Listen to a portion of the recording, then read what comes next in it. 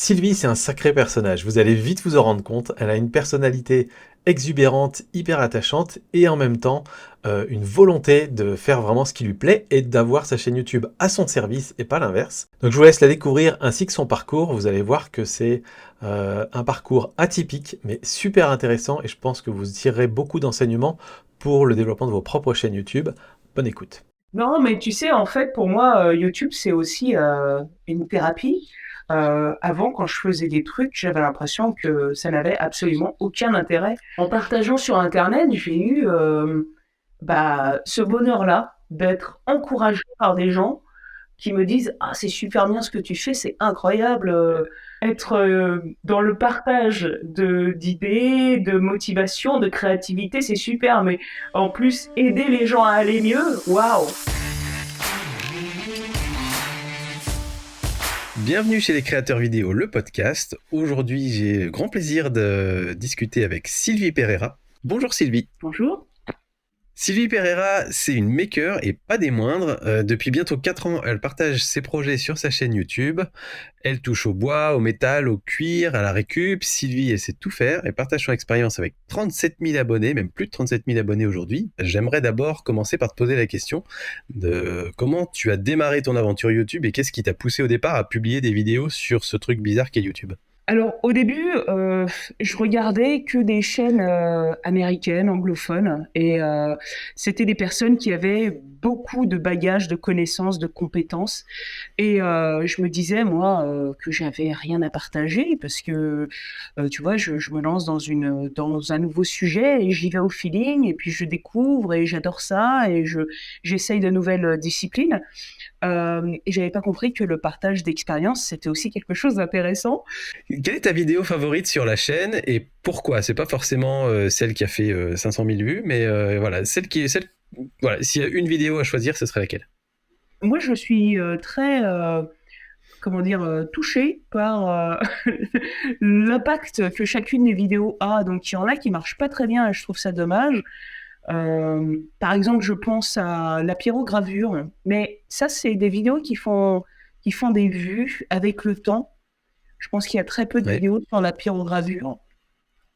Et récemment, j'ai pyrogravé du cuir. Et j'étais Oui. super contente du résultat parce que je sais pas dessiner. Mais tu sais, enfin, quand je dis ça, les gens tombent des nues. Enfin, je veux dire, quand tu vois le résultat de ce que j'ai fait, Bah, j'ai vu, oui. c'est dur de dire je sais pas dessiner. Je sais recopier. J'ai vu et je peux te dire, il y avait.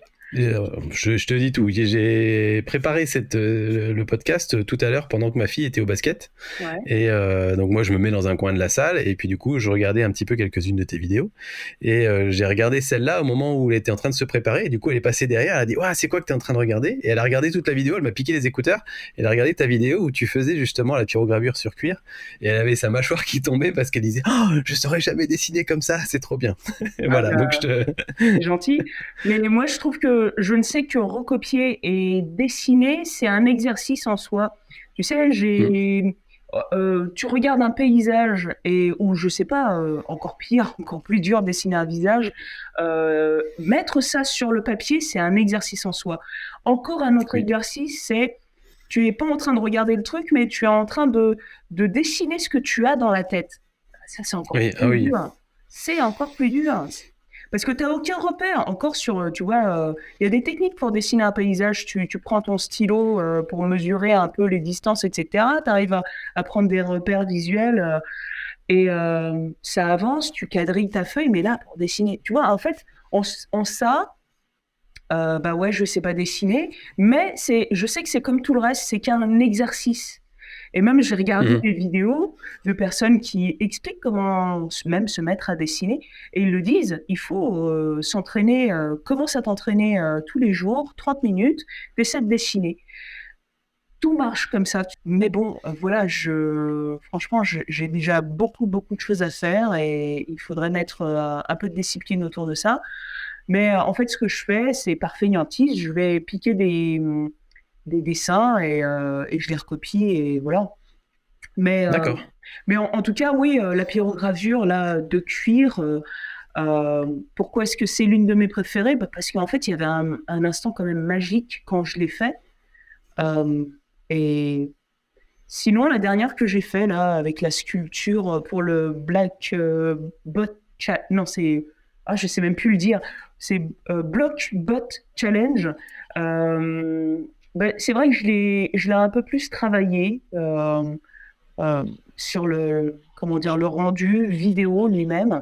Mais ça, j'avoue que pendant que je travaille, je suis pas vraiment pas facilitée par mon atelier parce que d'abord il y a peu d'espace et ensuite il est très mal éclairé, donc ça permet pas de faire, ça me limite énormément.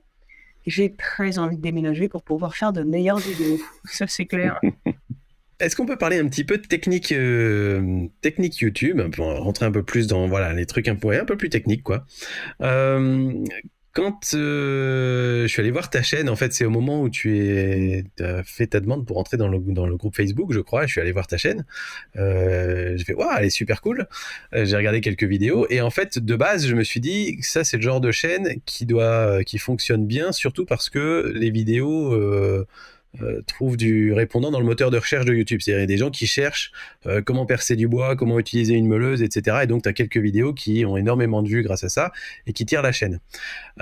C'était mon a priori. Et en fait, j'avais tout faux parce que quand je vais voir sur ta chaîne, déjà, tu as peu de vidéos de ce type-là.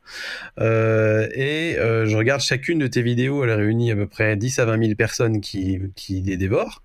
Ce qui montre que déjà, tu as une communauté très fidèle et que c'est pas juste des coups de temps en temps. Et quand j'ai été voir ta vidéo la plus populaire,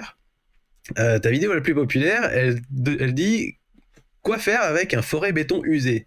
C'est vraiment pas le genre de truc qu'on va chercher sur YouTube.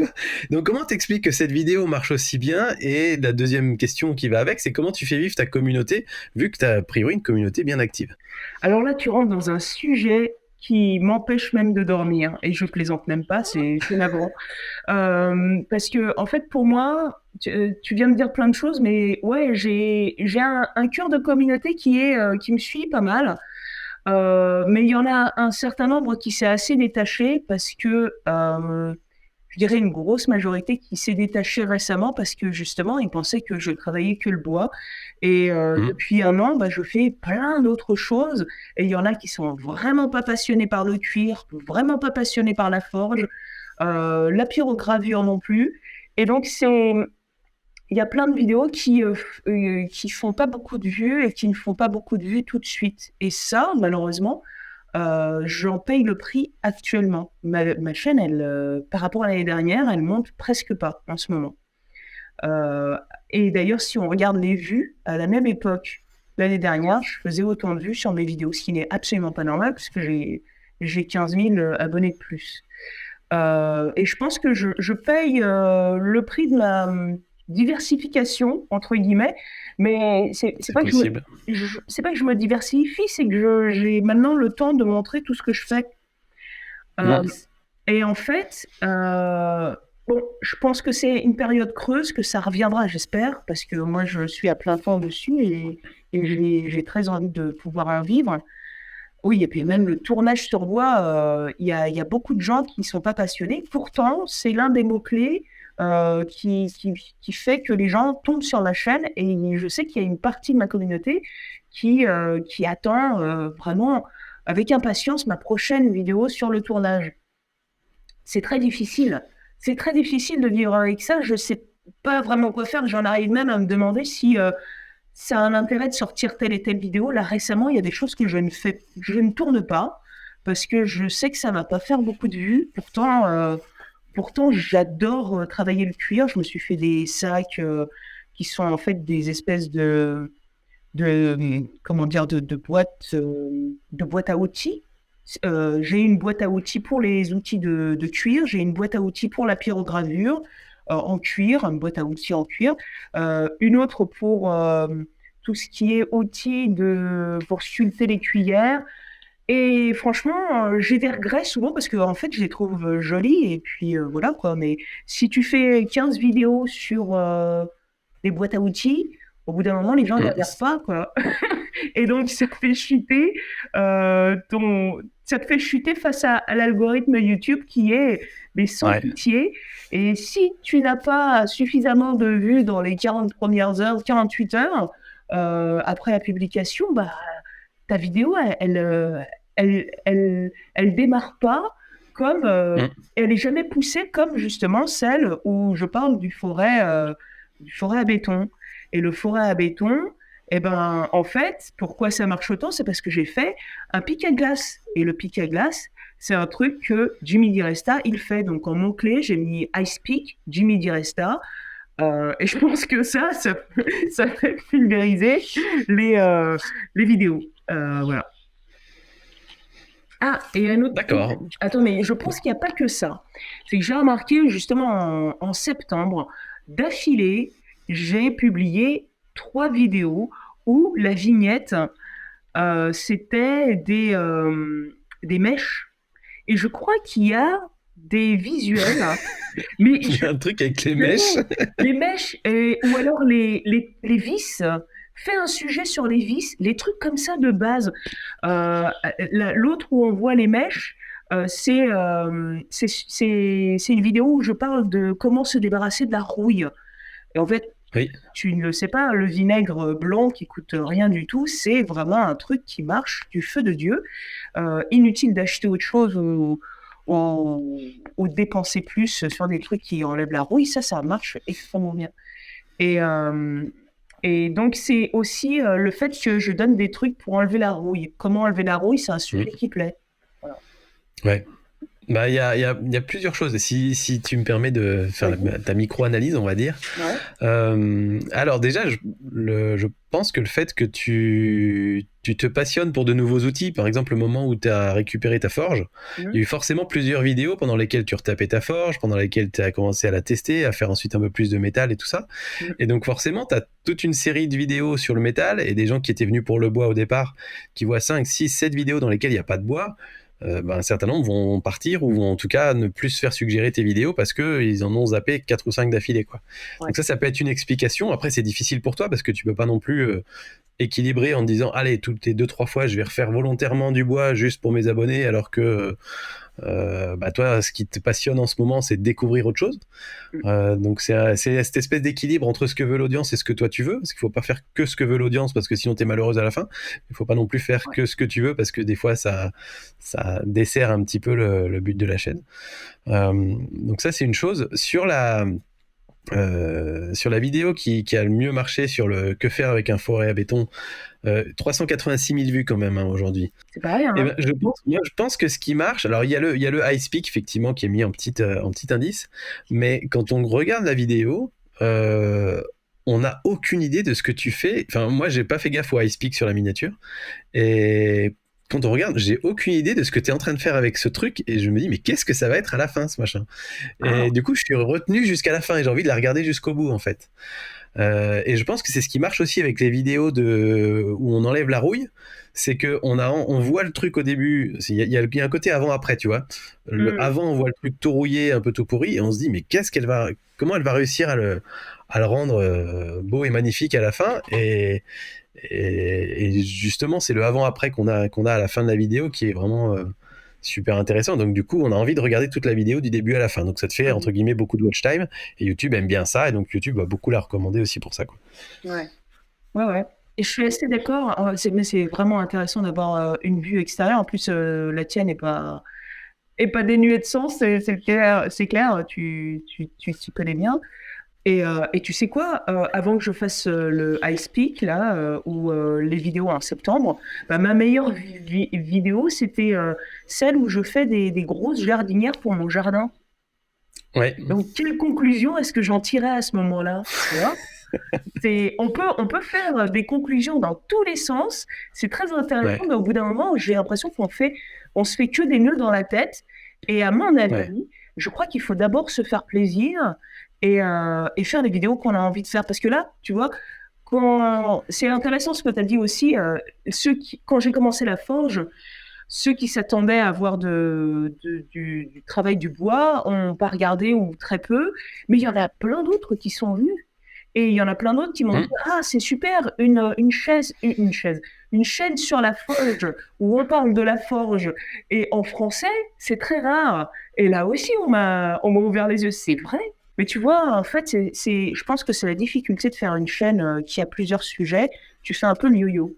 Oui, alors sinon, là, il y a une solution à ça, c'est réussir à recentrer un petit peu plus la chaîne sur ta personnalité. Là, tu as beaucoup de t'as beaucoup de tes vidéos où en fait tu parles un tout petit peu au début, ensuite on te voit travailler pendant le temps de la durée de la vidéo, et parfois à la fin il y a un petit mot. Si pendant que tu travailles, de temps en temps, tu fais une petite pause, tu viens à la caméra et t'expliques, tiens, là j'ai fait ça, là il y a eu un truc bizarre qui s'est passé, je vais le faire plutôt comme ça pour voir ce que ça donne, etc. C'est tout bête, mais on sent que tu as une personnalité forte, je pense que ça peut bien marcher, et du coup, si les gens accrochent à ta personnalité, après, peu importe ce que tu fabriques, Ouais. ils vont te suivre. Alors que si on voit juste des timelapses juste, c'est avec des gros guillemets, hein, des timelapses de fabrication d'objets, ils vont venir pour les objets qui les intéressent et puis c'est tout. Et c'est pas ce que je faisais en fait. Récemment, j'ai fait de moins en moins de voix off parce que ça prend beaucoup de temps et tu vois, si Ouais. je peux passer moins de temps à faire du montage, je me porte mieux. Mais bon, tu vois, en réalité, je pense que tu dis ça par rapport aux vidéos que tu as vues et t'en as vu des récentes. Mais au départ, je parle beaucoup. Il faut développer, je suis d'accord avec ça, il faut développer une espèce d'univers où tu es content de retrouver la personne, quoi que fasse la personne. Et justement, il y en a qui, depuis quelque temps, me postent des messages en disant ah, j'adore tout ce que tu fais et c'est incroyable tout ce que tu fais. Mais je pense que ouais, tu as raison. Si j'arrivais à donner une certaine couleur, euh, ce serait mieux. Mais je me demande si c'est pas justement la configuration de mon atelier, un plafond bas, c'est terrible. Ouais. Mais c'est vraiment pas facile. C'est toujours des questions d'équilibre. Parce que moi, je te dis ça, c'est facile assis sur mon siège, mais euh, en fait, si tu veux, les deux axes opposés, c'est ma chaîne YouTube, c'est un business. Je fais que ce que l'audience veut, et plus il y a de vues, plus je refais du contenu similaire qui va générer d'autant plus de vues, quitte à ce que ça m'amuse pas plus que ça. Et de l'autre côté, tu as des chaînes 100% passion où tu te dis le but c'est vraiment même pas de gagner un centime, je m'en fiche, et tu fais que ce qui te plaît, et peu importe s'il y a des gens qui te suivent ou pas. Et ce qui est compliqué, c'est quand on arrive avec nos chaînes YouTube, à peu près dans la zone où tu te trouves, la zone où je me trouve aussi avec mes chaînes, où on va être entre 15 000 et 50 000 abonnés, où tu commences à générer un petit peu de revenus, où tu te dis mais donc il y a du monde qui commence à me suivre, donc je commence à être plus d'énergie, plus de temps dans mes vidéos. Donc il faut que je dégage du temps ailleurs, donc il faut que je dégage plus de sous. Et tu commences à rentrer là-dedans et tu commences à devoir mixer la partie business et la partie passion, et t'essaies de faire en sorte de pouvoir préserver les deux. Et c'est vraiment pas facile. C'est vraiment pas facile de savoir où mettre le curseur, quoi. Ah, moi, je pense que en fait, c'est c'est pas le business en soi qui, qui, qui pourrit la situation, c'est le fait que ce soit rentable ou pas. Mm. Et je pense pas être une exception. C'est est-ce qu'on est capable de générer de l'argent? Parce que, enfin, moi, je suis à plein temps dessus et je peux t'assurer que c'est vraiment, j'en suis très loin. Donc, j'ai un plan devant moi et plus le temps passe, là, moi, je me vois l'atteindre. Donc, quand je te dis que je veux Ouais. déménager, vraiment, tu vois, à chaque fois que j'avance, j'ai de plus en plus de doutes et le doute, eh ben, ça aide pas. Ça aide vraiment pas, c'est tout le contraire. Et en fait, tu vois, donc le business, pour moi, quand j'entends le business, c'est les partenariats, les marques, etc. Moi, je pense que ça, c'est vraiment pas. On peut travailler intelligemment et on doit le faire. Et donc, on doit choisir et on doit choisir les termes et les conditions et les marques avec lesquelles on travaille et pas manger Bien sûr. et pas manger à tous les râteliers. Malheureusement, ceux qui le font, bah là, après, ils s'en mordent les doigts. Mais, Oui. mais en fait, on est plusieurs à vouloir en vivre. Et ceux qui commencent à en vivre et qui commencent à atteindre leur, comment dire, leurs objectifs de rentabilité, et j'en vois plein de très différents. Enfin, je veux dire, il y a des personnes, par exemple, en même temps, je pense à deux personnes. April Wilkerson, c'est une Texane. Elle a, depuis un certain temps, dépassé les 1 million et elle était toujours speed. Mais elle est sur un plan qui est différent. Elle emploie des gens et elle Ouais. court une autre course. Et là, récemment, il y a Laura Kampf, elle a signé un nouveau partenariat avec Festool. Et depuis, mais elle lâche la pression et ça fait du bien à tout le monde. Elle a dit, Ouais. bon, bah, je vais faire plus que 3 vidéos par mois, et puis la quatrième, ce sera un live stream. Et tu vois, ça se sent tellement, ce côté, allez, on se fait plaisir, on est plus speed. Même April aussi, c'est pareil. Il y a un côté moins pression et tout le monde le ressent. Voilà. Et pour moi, c'est ça. Dès qu'on lâche la pression, le côté détente, il apparaît naturellement. Ouais. Et le contenu est d'autant meilleur, quoi. Oui, parce que les gens te regardent pas pour autre chose que de se détendre ou apprendre des choses. Et puis, moins tu es tendu, mieux tu fais passer les messages. Hein, ça, c'est clair. Vu qu'on parle un peu de sous, Ouais, je voulais embrayer sur la question d'après. Alors, j'ai vu que tu avais un Tipeee, une boutique Spreadshirt, ouais, et plus surprenant, une boutique Etsy, et j'ai vu aussi que tu vendais des outils dans les descriptions de tes vidéos. ouais. Donc, j'aimerais savoir un petit peu, quel est ton plan? Est-ce que c'est plein de choses que tu as essayé? Il y en a que tu vas arrêter, d'autres que tu vas booster plus? Voilà, comment ça fonctionne sans forcément donner des chiffres, mais explique-nous un petit peu si tu as une stratégie de monétisation aujourd'hui autour de ta chaîne. Ah, les chiffres, je pourrais les donner tellement ils sont ridicules. Il y a- Et franchement, personne n'a à m'envier. Mais en réalité, oui, c'est vrai que j'avais pas aligné les choses comme tu viens de le faire. Spreadshirt, ça ne me rapporte rien. Ouais. Allez, la dernière fois qu'on m'a acheté un truc, ça devait être en septembre. Non, il y a eu quelques achats au début, mais rien de plus. Je pense que je suis la personne qui a le plus acheté sur ma boutique Spreadshirt. Non, ça marche pas. En fait, il y a des trucs qui marchent très bien sur les chaînes internationales et en France, les gens, bah, ils marchent pas pareil. Ce qui C'est a, vrai.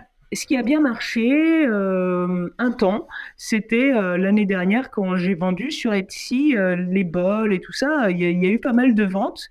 Et puis après, plus rien. Mais en fait, c'était des gens qui voulaient avoir quelque chose que j'ai fait. Mais Ouais. ouais, voilà, ils veulent pas non plus dépenser des mille et des cents. Donc, il y en a plein qui m'ont aussi tombé sur le coin de la figure en me disant: «Ah non, mais tu te rends compte, un bol à 40 euros. Ah ouais, mais attends, je l'ai fait et bon, maintenant je tourne un peu plus vite, mais j'y passais une journée pour faire un bol. Et puis pour faire un bol, il faut des Bah oui. outils, tu vois? Il faut le bois et mais les gens se rendent pas compte. C'est normal. Ils achètent des trucs industriels ou faits par des Asiatiques employés comme c'est pas permis. Et voilà, on achète des trucs aussi sur Etsy à 20 euros. Bah, voilà, mais bon, c'est comme ça. Et puis après, la vente des outils Tormek et Stubai, c'est quelque chose que j'ai essayé, j'essaye, et je, je vends quelques trucs, mais vraiment, il n'y a rien. Et je pense que comment dire, c'est pas une bonne formule. Euh, je suis très heureuse d'avoir un partenariat avec Tormek. C'est pas une boîte qui paye du tout. Et aucun des partenaires Tormek n'est correctement payé. Et c'est pas un partenariat intéressant de ce côté-là. Mais en tout cas, c'est des outils extraordinaires, vraiment d'une super qualité. Mm. En plus, c'est une boîte suédoise, 100% suédoise. Ils sont 40. Tout est fait en Suède. Enfin, voilà, c'est de A à Z, cette boîte est bien et vraiment les outils sont super. Et rien n'est incomparable à cette qualité-là. Donc je suis très heureuse d'avoir ce partenariat. Tu vois, ils font des gouges de grande qualité. Moi, je vois la différence. Le truc, c'est que voilà, c'est parce que ils ont le même grossiste et donc bah, avec le grossiste, on a dealé ce truc-là, mais j'en ai vendu zéro, vraiment zéro. Et c'est bon, je pense que ces deux métiers, il faut pas mélanger. Et en fait, moi, je préférerais avoir des partenariats qui me sponsorisent parce que je parle d'eux, et je parle d'eux parce que je ne Mm. force pas et parce que j'aime vraiment leurs outils. Et de toute façon, on est des influenceurs, donc ce qu'on va utiliser va influencer. On a une expérience, les gens nous connaissent et savent euh, comment on positionne notre avis, qu'est-ce qu'on aime, ce qu'on n'aime pas. Et bon, voilà, c'est notre rôle. Et pour ça, tu sais, nous, on a une influence qui est directe et qui est incomparable à tous les autres moyens de communication, de marketing. Et je comprends pas comment les marques peuvent être encore réticentes et c'est pas elles qui nous courent après. Non, c'est vrai, moi, je suis bien d'accord avec toi. Il y en a un paquet qui ont vraiment un train de retard là-dessus. Ah oui. Euh, mais du coup, je me demande, donc tu as évoqué plusieurs fois le fait de, éventuellement à terme, de vivre de ta chaîne. Ouais. Et je me demandais, du coup, qu'est-ce qui t'empêchait aujourd'hui de faire des vidéos dont tu sais que ça va ramener du monde et qui vont te permettre de générer des revenus. Je pense par exemple à des revenus d'affiliation, des choses comme ça. Mais par exemple, voilà, tu vends des outils aujourd'hui dans ta description. Tu pourrais par exemple faire un site internet où tu mets deux trois outils où on voit l'image, un petit peu de texte et puis le lien vers le site et faire une vidéo de test de cet outil-là ou un comparatif ou pourquoi je préfère cet outil à celui-là qui du coup, c'est une évidence quand on regarde cette vidéo, on se dit ok, je comprends maintenant mieux pourquoi j'ai envie d'acheter celui-là. Est-ce que c'est parce que c'est pas dans ta ligne éditoriale? Est-ce que c'est parce que tu aurais l'impression de vendre ton âme au diable, j'en sais rien, ou de devenir commerçante alors que c'est pas ton métier? Voilà, qu'est-ce qui t'empêche de faire ces vidéos-là aujourd'hui? Parce que ça paraît très logique sur ta chaîne. Ah, en fait, je fais des vidéos comme ça, mais comment dire, l'intention n'est pas celle que tu décris. Euh, Mmh. L'intention, c'est de partager mon expérience par rapport aux outils que j'aime utiliser. À un moment, en fait, l'année dernière, à cette époque, j'ai fait plein de vidéos sur les outils que j'ai dans mon atelier. J'avais pas envie de refaire un shop tour. Et là, récemment, j'ai fait une vidéo sur les meuleuses. Parce que, en fait, j'étais en train de faire mon backstand et puis je me sers énormément de mes deux meuleuses. Et si j'en avais Mmh. une troisième, voire une quatrième, ça ne me dérangerait pas. Et je me suis rendu compte qu'en fait, j'avais jamais vu de vidéo sur les meuleuses. Et Ouais. j'ai fait une vidéo sur la meuleuse et tout ce qu'on peut en faire, comment on peut l'utiliser, et les meuleuses à batterie, pas de batterie, etc. Donc ça fait un certain nombre de vues. Oui, il y a beaucoup de gens qui tombent sur ma chaîne parce que grâce aux vidéos sur les outils, euh, c'est un complément. Moi, j'aime Mmh. bien faire ces deux types de vidéos. Faire des vidéos où je partage en fait mon avis sur les outils parce que c'est essentiel. Sans outils, on ne fait pas grand-chose. Et aussi, c'est quand même vraiment bien d'avoir un avis éclairé avant de faire son choix. Tout ça, c'est des informations intéressantes et pour moi, c'est le cœur de mon activité, partager des infos pour que les autres perdent moins de temps, entre guillemets, ou profitent de mon Ouais. expérience pour avancer ou alors pour se mettre à faire des choses. Voilà. Mais en soi, c'est pas réellement pour faire des vues ou faire des ventes avec l'affiliation. Oui, je comprends bien. Je comprends bien, c'est un petit peu les deux, mais c'est vrai que c'est des vidéos. En fait, je te dis ça parce que sur la photo, c'est le même processus. Si tu veux, il y a des questions que tout le monde se pose, auxquelles tu peux répondre et qui peuvent résoudre des questions que les personnes se posent avant de faire un achat. Mm. Et donc, résultat, comme tu réponds à sa dernière question qu'il avait avant d'acheter un truc, la personne va aller acheter sur tes liens, quoi. Donc, c'est plutôt un corollaire, si tu veux. C'est plutôt la conséquence de ta vidéo. Il faut évidemment pas faire des vidéos pour faire des ventes, à part si c'est toi qui as un truc à vendre.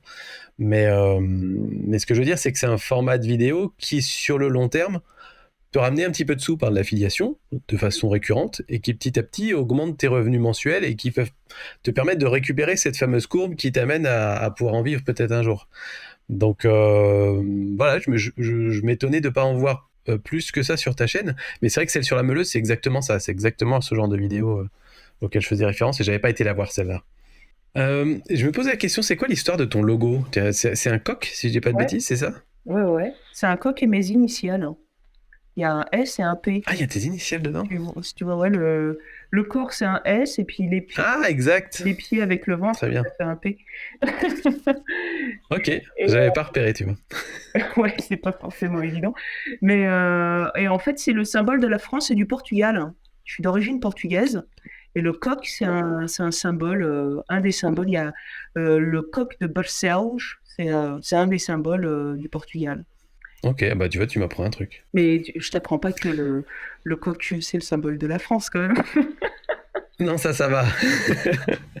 Et il s'appelle Pitou. Pitou, ce qui veut dire petit poulet en portugais.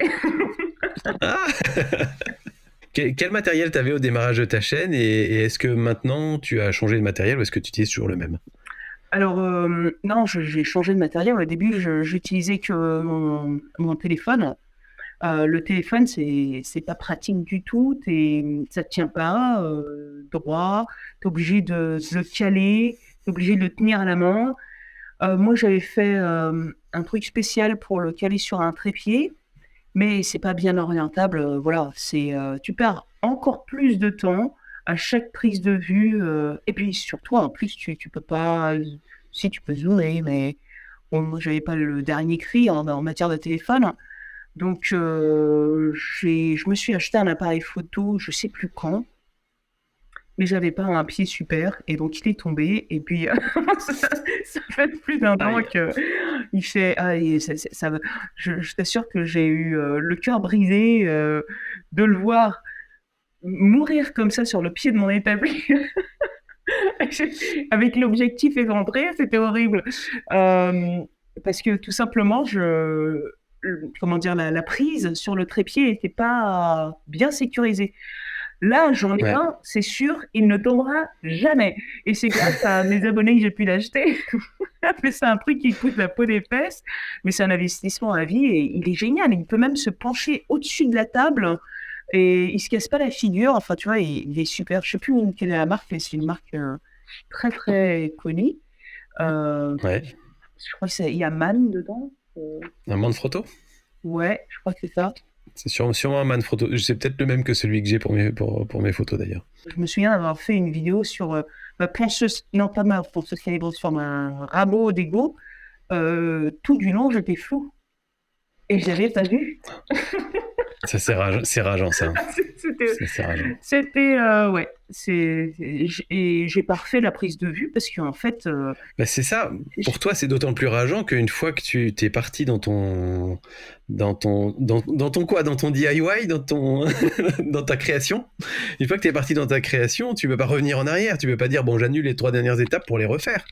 en fait, il aurait fallu que je refasse toutes les prises, refasse en fait toute la vidéo et enfin là, je fais une petite pause, mais normalement, moi, c'est une vidéo par semaine. C'est une cadence qui est très très dure à tenir. Et donc, il était hors de question que je refasse tout parce que j'étais en train de monter. J'avais une journée pour monter ce truc-là et le timing était extrêmement serré. Donc, je l'ai quand même publié. Bon, c'est peut-être pas génial, mais en fait, tu vois, il faudrait que j'ai un autre appareil photo et avec un écran aussi, que j'ai un retour de meilleure qualité pour que je vois vraiment ce que je fais. Et ça, c'est pas un luxe. Parce que tu vois, je suis pas en plan fixe devant ma caméra, je filme des trucs et je travaille en même temps. Et je t'assure que ça prend énormément d'énergie, être concentré sur un projet, se filmer, enfin c'est très complexe. Hein, Oui, ça a l'air tout bête quand on est de l'extérieur, mais effectivement, quand on est dedans, c'est très très compliqué, effectivement. Et t'as pas, tu sais, quand tu travailles toute une journée, et ben enfin, plusieurs jours d'affilée, t'as pas la bande passante pour ça, ça devient vite agaçant et c'est vrai que tu vois, faire de bonnes vidéos, c'est tout un travail en réalité. Et Oui, ouais. être capable de sortir des bonnes vidéos toutes les semaines, alors ça, c'est vraiment un travail de fou. Hein. Ouais. Quel conseil t'aurais aimé recevoir quand tu as commencé YouTube? Euh, Attention, tu vas y laisser toute ta vie. Ça va te bouffer ce truc. Non, mais tu sais, en fait, pour moi, YouTube, c'est aussi une thérapie. Avant, quand je faisais des trucs, j'avais l'impression que ça n'avait absolument aucun intérêt, que je les fasse ou que je les fasse pas. tu sais, les échanges avec les gens autour de moi. Alors, je sais pas si c'est parce que je vis en région parisienne, certainement, hein, mais c'est incroyable le nombre de personnes, tu fais des trucs extraordinaires et puis zéro réaction en face. C'est terrible, terrible. Je Ouais. trouve que c'est tellement frustrant, mais c'est même pas, ah, c'est bien, non, rien du tout, une mine complètement fermée. Et en fait, il y a des choses à comprendre là-dedans. Il y a les gens, comment dire, t'envient parce que tu es capable de faire autant de trucs, mais c'est tellement ingrat de pas le partager. Et puis parce que moi, en tout cas, je suis pas du genre à vouloir me la raconter, à être exubérante en disant oui, t'as vu tout ce que j'ai fait. Enfin non, c'est vraiment pas mon truc. Mais avoir un minimum de retour en disant ah, c'est pas mal, j'aime bien.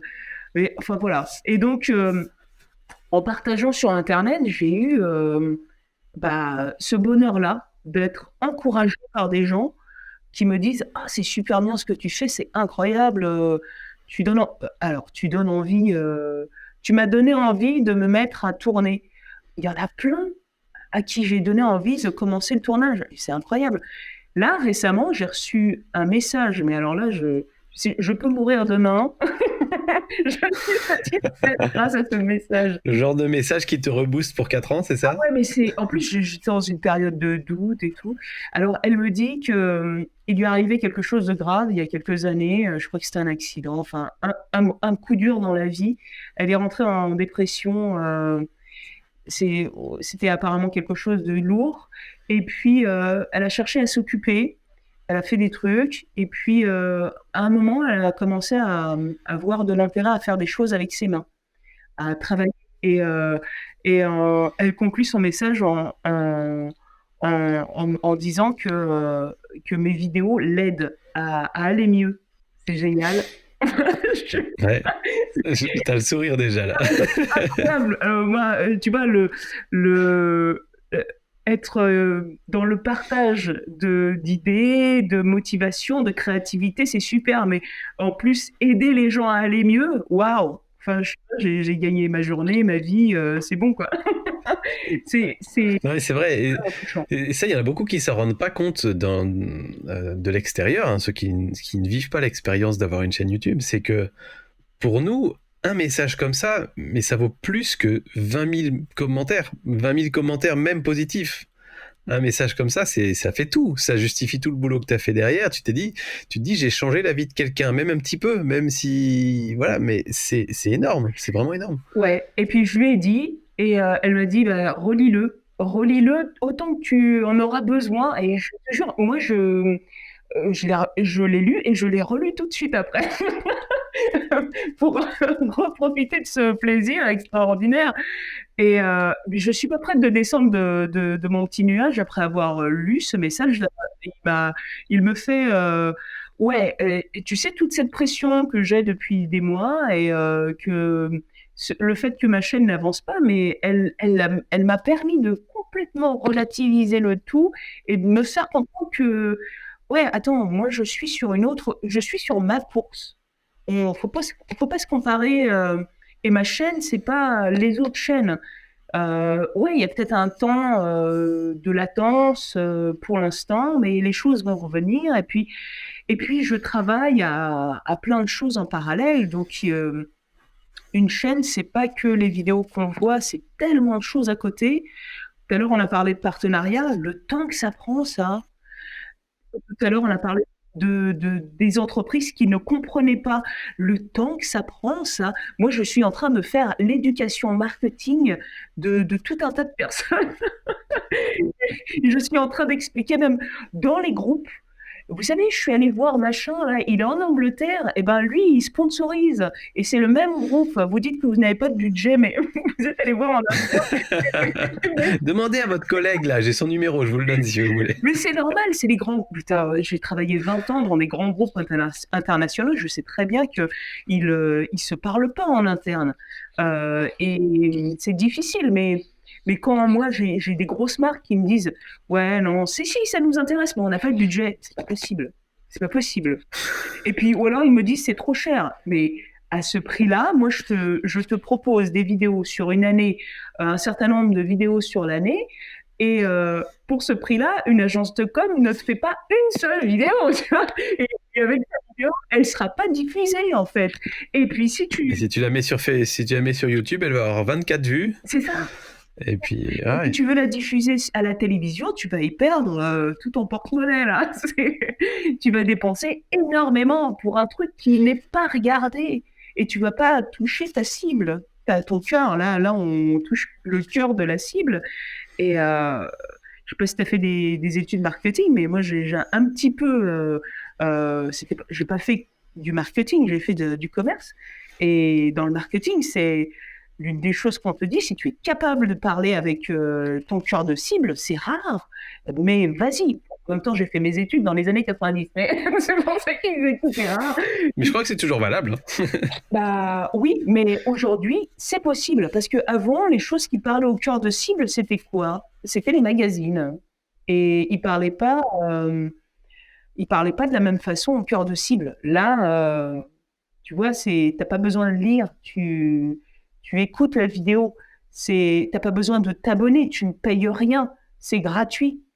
Tu vois, la démarche, elle est tellement plus fluide et facile pour aller voir tes clients potentiels.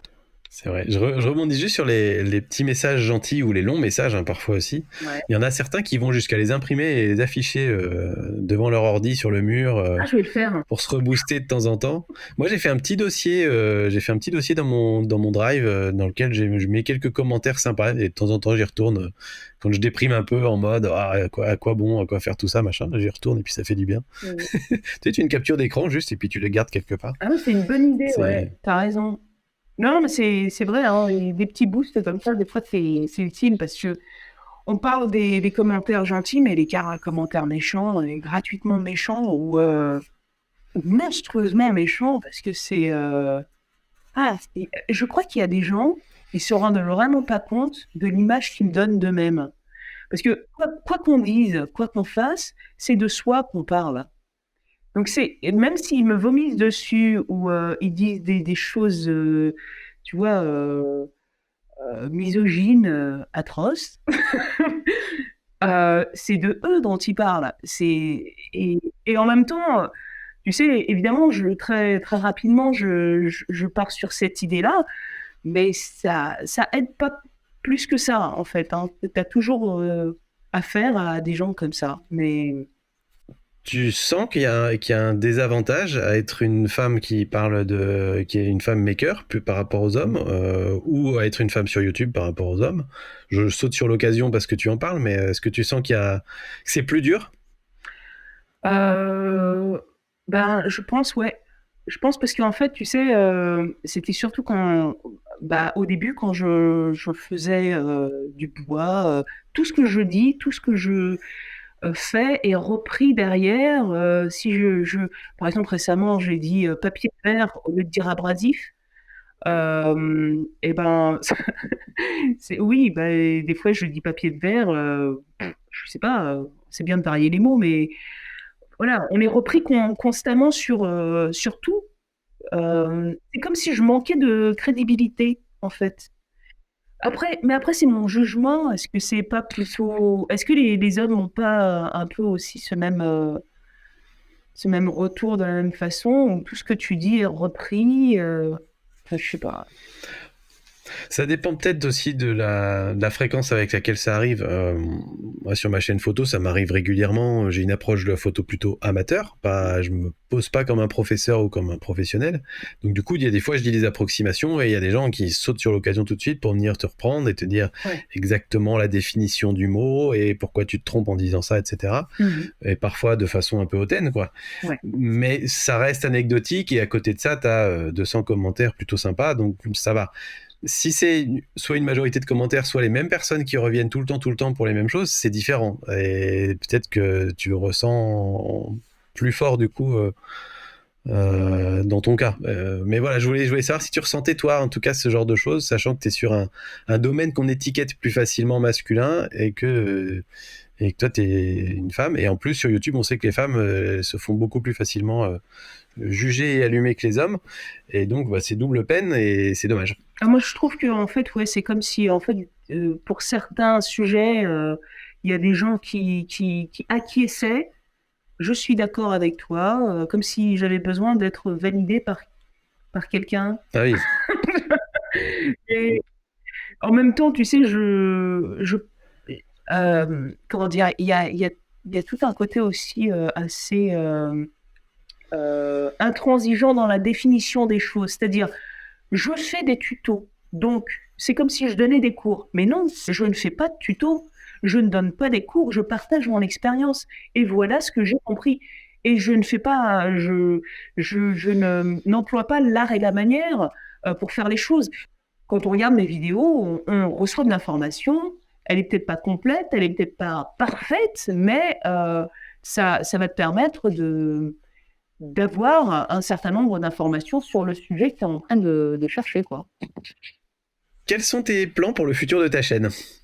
Ah, il y en a qui, je préfère pas en parler, mais ben, en fait, tu sais, on a toujours plein de plans et, euh, et je trouve que même s'ils sont assez farfelus, c'est toujours bien de les explorer. Après, ça nous mènera, mais on n'en sait jamais rien et des fois, ça nous emmène dans des endroits où qu'on ne pensait pas et ils sont bienvenus.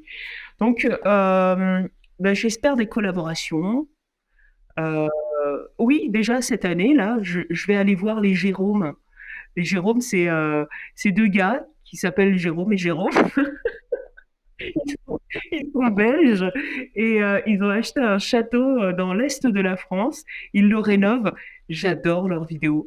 J'adore la façon dont ils parlent et ils font pas que rénover le château. Ils ont ils ont des poules, ils ont des abeilles. C'est super. Vraiment, j'aime bien leur chaîne et donc je vais aller leur filer un coup de main. Donc il y a déjà cette collab. Après, ouais, développer. J'aimerais vraiment développer de façon à être un peu plus sereine par rapport à ma production. Euh, et puis, j'aimerais bien déménager pour pouvoir non seulement aborder de nouveaux sujets, parce que si je déménage, je vais investir une nouvelle maison qui devra certainement être isolée. Je vais me reposer encore toutes les questions que je me suis posées par rapport à cette maison première que j'habite là. Mais tu sais, par exemple, aller voir les Jérômes, je pense que je vais passer un super moment.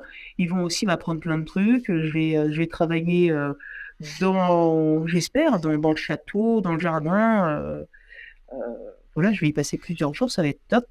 Et puis, ouais, je pense il va y avoir, dès que je peux faire des collabs, je les ferai. Pour le plaisir de rencontrer les gens, le plaisir du partage aussi, et d'apprendre plein de trucs. Ouais. J'aimerais bien aussi mettre en place un atelier de formation sur le tournage, le tour à boire, en fait, les initiations, ça, je les ferai moi, les initiations. Et le but aussi, c'est de faire venir puisque l'atelier existerait, il y aurait des tours, faire venir des tourneurs professionnels avec un très très bon niveau qui feraient des formations ponctuelles de un jour ou deux, ou juste une après-midi, ou enfin, voilà, une formule courte, parce que ça n'existe pas. Ça n'existe pas en France. Ah bon? Non, non, non, tu as des formations de une semaine. Tu dois donc payer ta formation une semaine, je sais pas, souvent c'est dans le sud de la France ou dans le centre. Et bah, comment tu jauges de la qualité du truc et une semaine. Oui, ou même si tu aimes ça, tu peux pas le savoir avant de prendre la semaine entière. Donc un workshop de 3 4 heures, c'est pas mal. Ouais, exactement, des initiations, c'est ça le truc. Et puis aussi aller un peu plus loin. Et en réalité, quand tu décides de partir une semaine, c'est un investissement en temps et en argent. Donc voilà, c'est. Et en région parisienne, quand même, il y a rien. Et donc, du coup, pour suivre tout ça, si on veut se tenir au courant, si on veut venir tester le tour, bah, où ça se passe et où est-ce qu'on peut te suivre sur Internet? Sur Internet, on peut me suivre sur YouTube.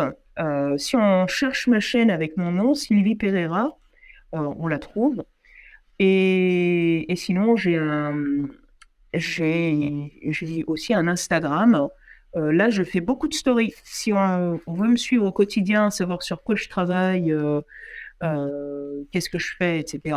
C'est Instagram. Et puis sinon, j'ai Facebook, mais on peut pas être sur tout, hein. Donc Facebook, je partage mes vidéos sur Facebook et c'est déjà pas mal.